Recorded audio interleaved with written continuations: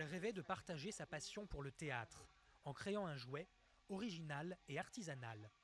Avec Histoire d'ombre, Laurence Villeroy a trouvé la lumière, un théâtre de carton, une machine à raconter des histoires. Dans le kit, il y a le théâtre en carton, les ombres prédécoupées, le livret avec 2 histoires. C'est tout simple et surtout facile et ludique. Et ça se présente comme ça une fois fini. Il suffit ensuite de laisser l'imagination sortir de la boîte. Ce système de manipulation permet aux enfants de faire leur propre dessin, de coller une pastille et de raconter leurs propres histoires. Novice dans le monde du jouet, Laurence avait une exigence, travailler uniquement avec des fournisseurs locaux, ce qui s'est avéré plus difficile que prévu.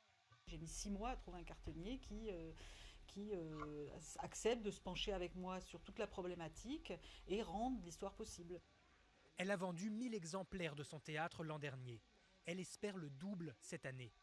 Tout en fuyant les grandes enseignes, c'est dans les boutiques de quartier que ce jouet poétique et un peu rétro est distribué. Tous les animaux se regardaient. Cette femme aussi en a fait le choix. Dans son atelier de création, elle assemble des théâtres d'ombre, bois, carton, papier et une source de lumière indispensable. Et on peut commencer à raconter son histoire avec une ombre qui est toujours nette. Il faudrait plutôt demander à Monsieur l'éléphant avec cette grosse trompe ridicule. Je ne me trouve pas beau et tout petit. Et qu'ils soient spectateurs ou acteurs, les enfants adorent. La étoile du berger.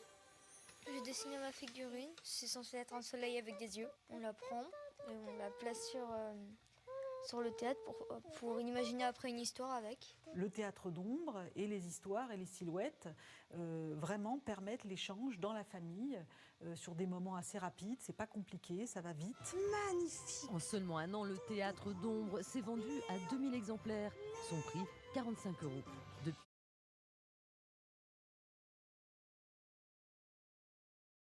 Théâtre d'ombre. Alors là, c'est encore plus malin. C'est un théâtre à construire soi-même. Donc vraiment, l'enfant reçoit tout dans une boîte, dans une petite mallette, et il va devoir construire son petit théâtre, puis prendre ses tiges avec les formes qu'il aura découpées au préalable, les poser là-dessus. Je vais demander à Vincent de me faire une formidable histoire.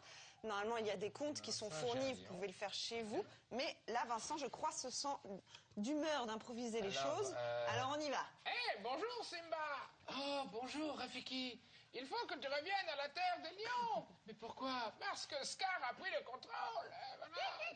Très bien, en tout cas ça marche très bien ce petit théâtre. Et alors ça c'est vraiment très très marrant et vous avez des super contes. Si vous n'avez pas vraiment l'esprit inventif de Vincent, vous avez tous les petits contes à l'intérieur à faire chez vous. Mais ça développe l'imagination des enfants. Et là en ce moment c'est la queue du pan et le lion et le charpentier. Eh bien super, excellent, merci beaucoup.